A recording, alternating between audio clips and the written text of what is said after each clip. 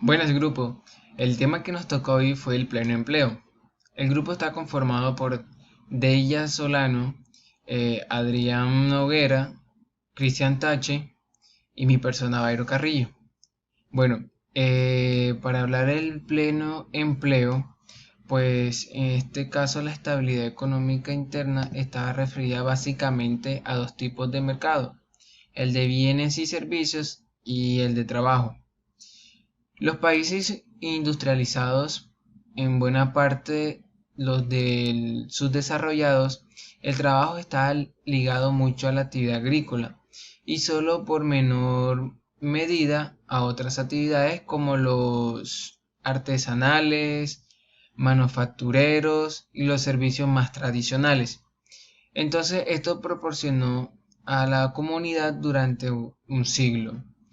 Eh, una situación de estancamiento económico en lo que inquietaban tanto las fluctuaciones en el empleo como las apariciones de catástrofe que afectaron los niveles de bienestar de los individuos. Las preocupaciones se centraban eh, más en analizar el crecimiento económico para así evitar las situaciones de miseria que en el análisis del empleo. Entonces, en consecuencia, los conceptos de empleo y desempleo van a estar íntimamente unidos y el paro, salvo algunos históricos limitados en lugares determinados. Entonces, esto se va a convertirse en algo consustancial con el propio sistema capitalista. El problema del desempleo se convertirá en a lo que Alan Blinder llamó la mayor debilidad del sistema económico del mercado. Entonces, la única solución frente al desempleo era esperar que las fases expansivas del ciclo económico y crear las condiciones de un mayor crecimiento, dejando que el mercado fuera responsable en los últimos ajustes en la oferta y la demanda de trabajo. Entonces, el paro masivo generó por crisis de los años 70 y en términos del pleno empleo. El pleno empleo desaparece de los programas de política económica en los países occidentales, dado el gravísimo deterioro que citaba la crisis ocasionada. Entonces, a mediados de los años 70 hasta finales de los 80, pero con una continuidad del problema que alcanzaba hasta la actualidad. Bueno, sin embargo, el pleno empleo aparece haber dejado de considerarse como una utopía y ha vuelto a convertirse en un objetivo factible. Entonces, para la política económica, cuando determinados países en el pasado político, quejado por severos problemas de desempleo, han alcanzado nuevas situaciones que cabe calificar como el pleno empleo, como sucede en los casos de Estados Unidos y Reino Unido. Entonces, en el empleo y el desempleo, en este caso, esto nos lleva a desechar el objetivo del pleno empleo en el paro voluntario, que se produce cuando el trabajador cree que el valor del salario puede obtener trabajando menor costo de oportunidad de no trabajar y en este caso dedicarse al ocio. En caso tal, los trabajadores pueden buscar empleo en un tipo de mercado determinado y no en otros. Entonces, estos serían los tipos de desempleo, que serían tres. El primero es el desempleo estructural. Entonces, pues en este caso la causa principal del mismo es la existencia de las actividades productivas en regresión, cuyo conjunto de la actividad económica global determinará asimismo el mayor o menor de este tipo de desempleo. Por ejemplo, la primera es, por decirlo así, pues la primera es la existencia de sectores concretos de la población activa cuyos miembros no pueden fácilmente o rápidamente cambiarse a otros sectores o lugares en buscar trabajos. Para estos, el segundo sería en los sectores de movilidad eficiente, es mayor número de parados que en el de puestos de vacantes. Es decir, que las tasas de paros son más elevadas en el resto de la economía nacional. Entonces, en la tercera, la insuficiente demanda de trabajo se debe especialmente por tres razones. La primera, el cambio tecnológico a los cambios en la demanda. La segunda, el desplazamiento geográfico de la actividad económica. La tercera, la afluencia masiva de personas determinadas de zonas geográficas a un ritmo mayor que el de la creación de puestos de trabajo. Entonces, ahora vamos para el desempleo friccional. La evolución tecnológica y los cambios de la demanda provocan una continua rotación en el empleo. Existe siempre pues una masa flotante de personas que ha dejado o que ha perdido un antiguo empleo y que espera uno nuevo. Entonces, la tasa de paro friccional es mayor cuanto más elevada sea la rotación en el empleo. Esto depende de las circunstancias, por decirlo así, socioculturales de cada país. Entonces, el desempleo, y ahora viene el desempleo estacional. De todo es conocido que existen actividades que por las características de su producción solo requieren manos de obra en determinadas épocas del año. Entonces, ahora vienen los desempleos cíclicos. Desempleos cíclicos. Es la que caracteriza el paro de las épocas de crisis económicas y se manifiestan en el corto plazo. En las fases expansivas del ciclo económico se potencia la demanda de bienes y servicios y se incrementan las inversiones privadas, la producción y en este caso pues en el desempleo. Sistemas de medición e indicadores. Como en el caso de los otros objetivos de la política macroeconómica, para establecer las metas a alcanzar en un determinado objetivo debemos cuantificar las variables que se encuentran íntimamente relacionadas entre sí, es decir, hemos de arbitrar sistemas de medición y obtener indicadores que permitan conocer la situación a la que hay que enfrentarse y evaluar el nivel de consecución de los objetivos que estamos obteniendo, así como si nos alejáramos o nos acercáramos a lo que sería deseable. Los sistemas para cuantificar las variables fundamentales del mercado de trabajo son muy diferentes de unos países a otros. Veamos los mecanismos de medición que se siguen en España, muy similares a los existentes del resto de los países de la Unión Europea. Las fuentes primarias de donde procede la información estadística utilizada para el estudio del mercado de trabajo son muy diversas y se clasifican en tres grupos. El primero, las fuentes censales; el segundo, los registros administrativos; y el tercero, las encuestas. En cada país la información obtenida difiere en múltiples aspectos en su procedencia, encuesta, administración, etc. En la frecuencia en cuanto a la obtención de los datos, sean anuales, trimestrales o mensuales, y en el ámbito territorial, nacional, regional, etc. Y en cuanto al grupo poblacional al que se refiere la estadística. Dentro de la primera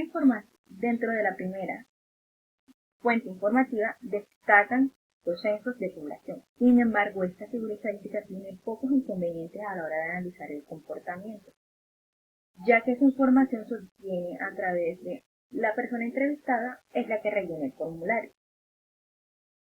Y respecto a las fuentes administrativas, en España las dos más empleadas, que son el paro registrado y la afiliación a la seguridad social.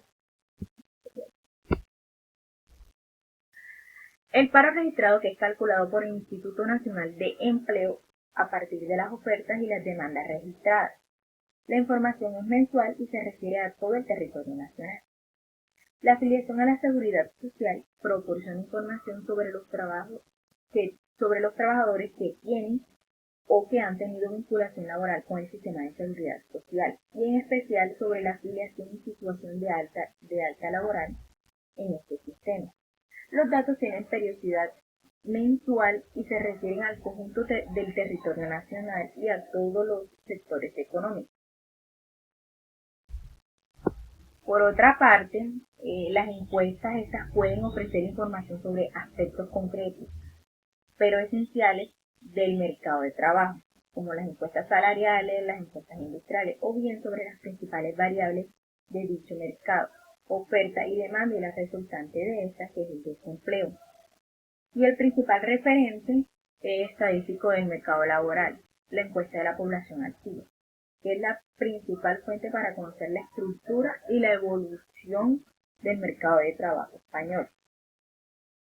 Y se realiza trimestralmente por el INE, Instituto Nacional de Estadística, y se dirige a una muestra de 65.000 hogares, lo que equivale a 2.000 personas.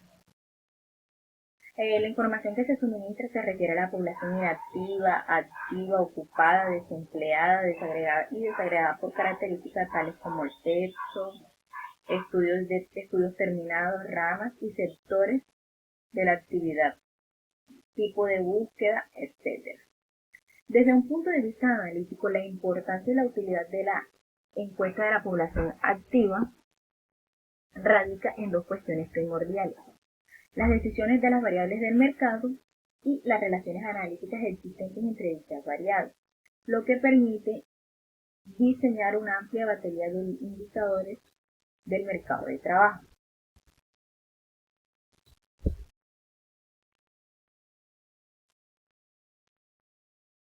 La encuesta poblacional define claramente las variables del mercado de trabajo. Población económicamente activa. Está integrada por la población de 16 y más años que durante la semana de referencia está trabajando o bien se encuentra activamente en un puesto de trabajo. La población ocupada, que está configurada por aquellas personas que en la semana de referencia desempeñan una actividad laboral, ya sea por cuenta ajena o por cuenta propia. Y esta se clasifican en dos: según su situación profesional,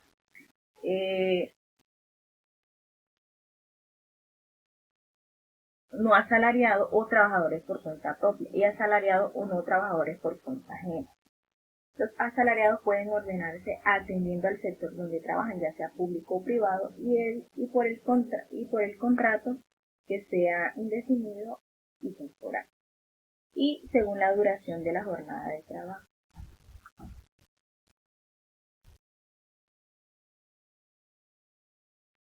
Con respecto a este criterio, los ocupados pueden dividirse en ocupados de tiempo completo o ocupados de tiempo parcial, que son los que trabajan menos de 30 horas semanales. Y seguimos los parados, que son aquellas personas de 16 y más años que a la semana de referencia han estado disponibles para trabajar, pero que, buscándolo activamente, no han encontrado un puesto de trabajo, y se subdividen en dos grupos: los que buscan en su primer empleo y los que han trabajado con anterioridad. La población económicamente inactiva, que son todas aquellas personas que, teniendo 16 y más años, no están ocupados ni parados. Dentro de este amplio colectivo estarían comprendidos estudiantes, jubilados, labores de hogar, pensiones, incapacitados para trabajar, etc. La concepción metodológica de la encuesta poblacional de activos permite establecer una serie de relaciones analíticas entre las variables del mercado de trabajo, dentro de las cuales se destaca un conjunto de indicadores de suma importancia, tales como la tasa de actividad, la tasa de ocupación y la tasa de paro, donde la tasa de actividad es el cociente entre los activos y la población de 16 y más años, y la tasa de ocupación es el cociente entre los ocupados y la población de 16 y más años, y la tasa de paro, que es el cociente entre los parados y la población activa. Los planteamientos teóricos sobre el mercado de trabajo. En este hay dos visiones. Una son las visiones tradicionales, donde se presenta la keynesiana y la clásica, donde las cuales atribuyen distintas causas por las cuales se origina el desempleo y también revelan las distintas implicaciones de política económica, y las visiones alternativas, las cuales critican la keynesiana y la clásica. La explicación keynesiana, la cual se basa en el paro cíclico, Keynes sintetiza su idea y le da como nombre el papel del consumo y la inversión. Esta nos explica que cuando hay un aumento en la ocupación, hay un aumento en el ingreso real de la comunidad, y cuando hay un aumento en el ingreso real de la comunidad, hay un aumento en el consumo total. Pero para que haya un aumento en la ocupación, debe haber una inversión por parte de los empresarios, un volumen de inversión. Si este volumen de inversión no se presenta, los ingresos de los empresarios serán menores que lo que se necesita para la cantidad de ocupación necesaria. Entonces, teniendo que la propensión marginal a consumir depende de la inversión corriente. Entonces, la inversión corriente depende del incentivo para invertir. Teniendo estas dos, la propensión a consumir y la inversión total, Keynes nos dice que solo debe existir un nivel de equilibrio para que la ocupación sea compatible al equilibrio. O sea que este no puede ser mayor a la ocupación plena. Nos explica esto porque se relaciona con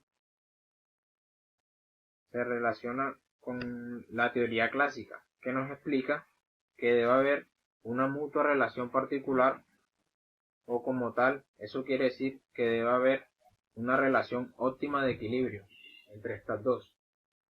En la figura 6.2, denominada el aspa keynesiana y el empleo, tenemos la gráfica A y la gráfica B. En la gráfica A nos muestra la representación keynesiana de la demanda agregada con relación a la renta real del país, y en la B nos muestra la representación de la oferta en relación con los niveles de ocupación empleados. Esta nos muestra en el punto E, situada en la demanda agregada, que para que una economía tenga una situación plenamente compatible con el pleno empleo, o sea, en este punto, para que una economía tenga una situación plenamente con el pleno empleo, o sea, para que se presente ese equilibrio, el nivel de ocupación debe estar situado en N sub 0 y en un nivel de producción Y sub 0, para que de esta forma se cumpla la teoría clásica que explica Keynes. Cuando no es así, cuando no se presenta esta situación de equilibrio, es entonces cuando el nivel de demanda efectiva es menor y está con un equilibrio con la plena ocupación. Esta situación es la que conocemos como la demanda efectiva insuficiente, o sea, conocemos como paro keynesiano. El paro keynesiano se le debe aplicar una política económica, y la más adecuada para esta es aquella que desplace la demanda agregada hacia arriba, situando la producción en el pleno empleo. Una antigua explicación para el fenómeno del desempleo es conocida como paro clásico, donde los clásicos y los no clásicos nos dicen que el mercado de trabajo, como cualquier otro tipo de mercado, tenderá al equilibrio, siempre y cuando las instituciones no intervengan con sus elementos institucionales perturbadores. Relacionando esto con la ley de Say, que nos dice que toda oferta crea su propia demanda, y relacionándolo con los trabajadores que están dispuestos a emplearse, estos trabajadores crearán su propio salario real. Pero si intervienen las instituciones con sus ya dichos elementos perturbadores, esto producirá el desempleo. La mayor culpabilidad de estos casos se da por las pensiones sindicales y los gobiernos que fijan el salario mínimo. Lo de las pensiones sindicales se refiere a los grupos sindicatos que solo piensan en su beneficio y no les importa el bienestar de las personas que no están empleadas o las que quieren entrar a trabajar. Y lo de los gobiernos que fijan el salario mínimo también se refiere a las retribuciones que le hacen a los funcionarios. Son retribuciones innecesarias que están por encima de lo deseable, con un efecto muy directo en el resto de los salarios de las demás personas. Entonces, con base en estos supuestos, los empresarios tienden a huir de todas estas alternativas que generan esta conflictividad. Por lo tal, se dice que el mercado destruirá el empleo. Entonces, basándonos en la figura 6.3, la cual es llamada paro clásico y rigidez salarial, pues esta nos muestra que el punto E es lo que se refiere a la teoría clásica que explica Keynes, y moviéndonos en la oferta agregada, situándonos en el punto B, donde hay una cantidad de ocupación N2. Estos son los trabajadores que están dispuestos a trabajar por un salario real W1. Sin embargo, los empresarios se sitúan en el punto A,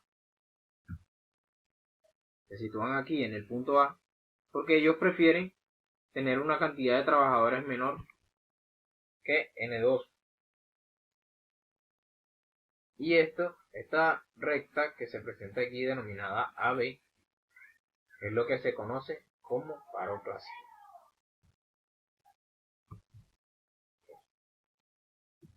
Esta teoría es explicada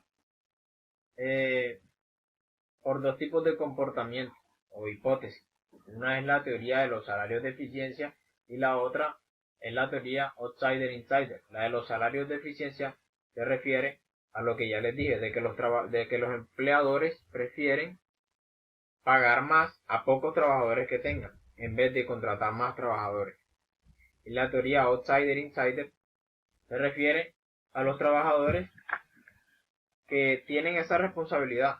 O sea, la responsabilidad recae sobre los trabajadores. ¿Por qué recae sobre ellos? Porque estos tienen el derecho de negociación para imponer salarios mayores. En estos casos vienen siendo los trabajadores empleados ante los desempleados, los trabajadores fijos ante los trabajadores temporales. Tanto en el contexto de la escuela clásica como en el de los planteamientos de corte neoclásico, para todo mercado existe un precio de equilibrio que lo vacía. Esto no quiere decir que el 100% de las personas que trabajan son el 100% de las personas que están dispuestas a trabajar. Esto se debe a estos tres factores: la existencia del paro friccional, a que no todos los mercados sectoriales encuentran un equilibrio en el mismo momento, y a la existencia de grupos marginados y desanimados, que por lo general son personas que no buscan empleo. Entonces, la política económica que se debe implementar, o sea, la más necesaria en estos casos, es la de flexibilizar al máximo el mercado de trabajo para que los salarios reales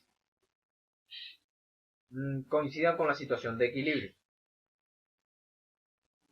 Según las contribuciones agregadas a los problemas del empleo y el desempleo realizado por un economista francés llamado Edmond Malinbeau, el cual tiene una postura de síntesis que nos dice que el paro que existe en una economía será de un tipo u otro. O sea, esto lo explica en la gráfica 6.1, o sea que esto nos dice que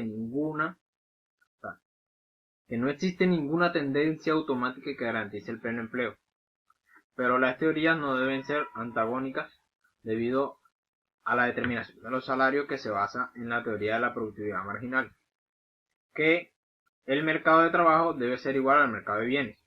Entonces, los demandantes y los oferentes hacen un mercado competitivo y sus comportamientos determinan el salario y el empleo. Este funcionamiento de mercado de trabajo tiene como relación las causas que motivan al desempleo. Entonces, esta es la parte que critican las teorías alternativas.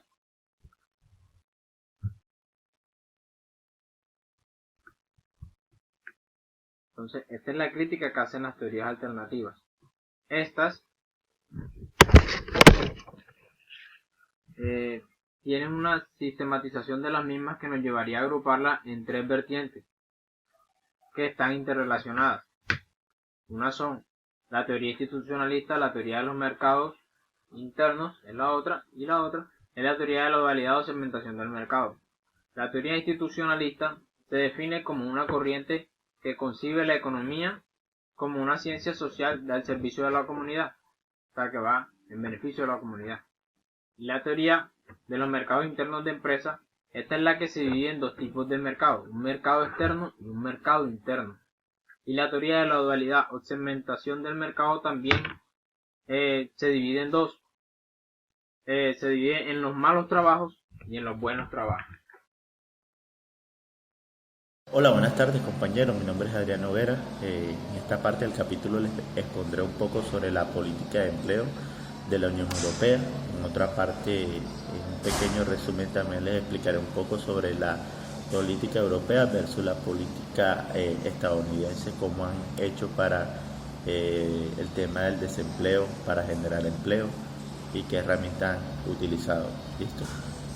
Bueno, en esta parte comenzaremos explicando un poco cuál es el objetivo de la política de la Unión Europea con el tema del desempleo, porque este ha tenido un crecimiento paulatino en el cual se le ha bautizado como la estéresis del desempleo. ¿Listo? La estéresis del desempleo es un desempleo con un crecimiento estructural, el cual ha acelerado un poco a través de los tiempos. Y lo que tratará la política de la Unión Europea es plantearse dos objetivos. Un primer objetivo que tiene como nombre la función de regulación y un segundo objetivo que tiene como nombre la función de asistencia. El primer objetivo, que es la función de regulación, lo que cumple es el mejoramiento de la función del mercado de trabajo, y el segundo son los costos sociales que se derivan del mercado del trabajo. ¿Listo? La política de empleo que utiliza la Unión Europea comprende un conjunto de medidas dirigidas a lograr un funcionamiento eficiente del mercado de trabajo. Esta política de empleo pues ha implementado en primera parte la política que incide la regulación del mercado de trabajo, como son la regulación de las condiciones de entrada, la regulación del tiempo de trabajo, las regulaciones de la determinación salarial, y por otra parte tiene como unos objetivos de política de mercado de trabajo, los cuales se dividen en dos: unos objetivos que se transan o llevan a un lugar de unas políticas pasivas, que son las prestaciones por desempleo y una jubilación anticipada. El otro punto son unas políticas de mercado activas, que son una formación de reciclaje y movilidad de trabajadores profesionales, las medidas de creación de nuevos empleos y las medidas que están a favor de los colectivos específicos. ¿Listo? Estas políticas pasivas consisten fundamentalmente en proporcionar una renta a los desempleados o trabajadores en situaciones especiales. Y las políticas activas lo que tratan de cumplir es crear la nueva generación de empleo, el cual meta mano de obra calificada intenten incluir a la gente que de pronto tiene más una especialidad en cierta parte del trabajo, especialmente en aquellas personas que estén favorecidas en generar nuevos ingresos para la empresa que lo requiera. A mediados de los 90, pues las políticas eran más pasivas que activas, los cuales a través del tiempo, pues la política de la Unión Europea ha ido mejorando y se han pasado de ser unas políticas pasivas a unas políticas activas. La construcción de las herramientas de la política para el empleo en la Unión Europea se dieron de la siguiente manera. En 1998 se presentó ante el Consejo de Luxemburgo una serie de herramientas que sirven fundamentalmente para establecer ciertos criterios que pues, la Unión Europea necesitaba, que fueron una mejora de capacidad de insertación de profesionales a cierta empresa, un desarrollo de espíritu de empresa, un fomento de capacidad de trabajadores y de las empresas y un refuerzo de política de igualdad de oportunidades. Todo esto con el fin de tener un nivel de desempleo muy bajo, en cual la Unión Europea pues, se estableció como principal objetivo. ¿Listo? Una comparación del modelo de la Unión Europea versus el modelo americano se da en los años 60, ya que la tasa de desempleo de la Unión Europea pues, era la mitad de lo que pertenecía a la tasa de desempleo en los Estados Unidos. ¿Ya? Entonces, solamente hasta esa fecha se mantenía así, una mitad que solamente representaba la tasa de desempleo de Estados Unidos, pero a partir de esa fecha, a medida que fueron pasando los años, el desempleo en la Unión Europea fue creciendo de una manera paulatina que cada vez fue siendo más grande, con referencia a los estadounidenses, al modelo americano, ya que se mantuvo con una tasa de desempleo muy baja, esto llevando a una generación de empleo un poco más alta de la que pretendía tener la Unión Europea. Las divergencias surgieron a partir de los años 80, ya venía un problema de mucho antes, ya que en los años 70 en la Unión Europea se presentó una crisis, lo cual el desempleo estructural causado por la crisis de esa fecha afectarían ambos mercados laborales, ¿ya? Pero el estadounidense tuvo una reacción inmediata y de distintas formas tuvo menos repercusiones en el tema del desempleo. ¿Listo? El modelo estadounidense genera empleo a costa de la desprotección social, y el modelo europeo pues protege económicamente a la sociedad, ya a costa de no generar el suficiente empleo para dar trabajo a su población potencialmente activa. El resumen en el modelo europeo y el modelo americano se ve muy complejo, porque estas dos partes no solamente analizaron lo económico, lo social, lo político y lo ético, sino es que se hacen unas diferencias claras, y es que el modelo estadounidense genera empleo a costa de desprotección social y el modelo europeo protege social y económicamente a costa de no generar suficiente empleo para trabajo a su población potencialmente activa. Todo esto nos lleva a reflexionar en que si sería posible que en la actualidad el modelo fuese capaz de generar empleo sin efectos secundarios a una desprotección social, ya que era como el principal objetivo de estos dos modelos, el modelo europeo y el modelo estadounidense. Gracias.